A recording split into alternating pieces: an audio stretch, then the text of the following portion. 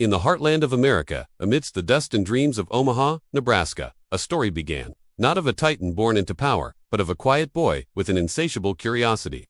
This is the story of Warren Buffett, a name now synonymous with wealth, but a journey that began with humble steps and quiet observation. Born in the shadow of the Great Depression, young Warren saw a world gripped by fear and uncertainty. While other children played with toys, he was fascinated by numbers, by the ebb and flow of value, by the simple, yet profound, act of making a dollar work for you. He delivered newspapers, sold chewing gum, and bought his first stock at the tender age of 11.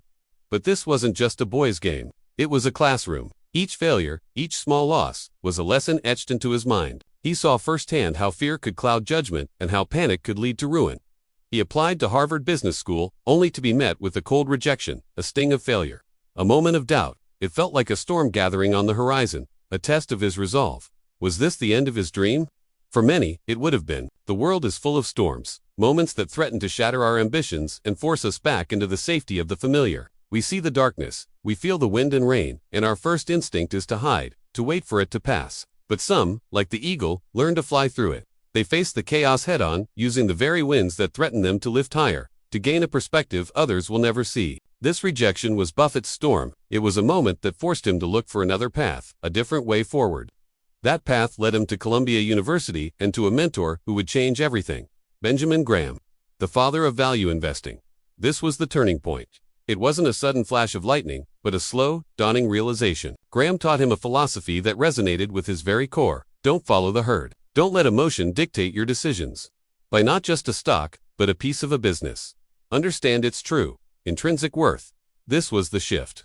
The mindset that would transform a curious boy from Omaha into the oracle himself. Armed with this newfound clarity, Buffett returned home. He didn't chase the flashing lights of Wall Street. He stayed in Omaha.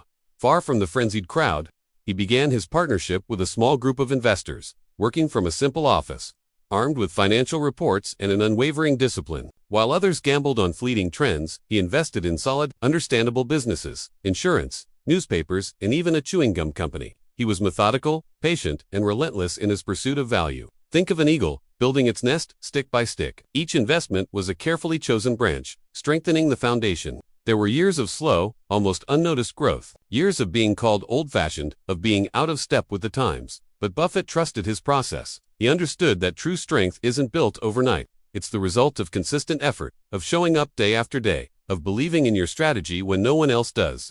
He was rising, steadily and surely, above the clouds of short-term noise and market speculation. He was gaining altitude, seeing the world with the clarity that only comes from discipline and self-belief. From those humble beginnings, a legacy was forged. Not just a financial empire, but a testament to a different way of thinking. Buffett's Berkshire Hathaway grew into a behemoth, a collection of some of America's most iconic companies. But his true legacy isn't the billions in his bank account. It's the wisdom he shares so freely with the world. His first lesson is the power of focus and patience. In a world that screams for instant gratification, he teaches us the virtue of the long game. The stock market, he says, is a device for transferring money from the impatient to the patient. This applies to life as much as it does to finance. True success, lasting fulfillment, is rarely a sprint. It's a marathon, won by those who can stay the course, who can ignore the distractions and keep their eyes on the prize. His second lesson is to invest in yourself. The most important investment you can make is in yourself, he advises. Your knowledge, your skills, your character, these are the assets that no market crash can ever take away. He reads for hours every single day, constantly learning, constantly sharpening his mind. He reminds us that our greatest tool for navigating the world is a well-honed intellect and an insatiable curiosity. And perhaps his most profound lesson is to live a life of integrity.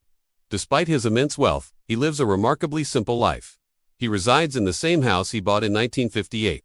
He drives a modest car. His life is a powerful statement that happiness isn't found in a portfolio, but in family, friendship, and a sense of purpose. He has pledged to give away almost his entire fortune, proving that true wealth is not what you accumulate, but what you contribute to the world.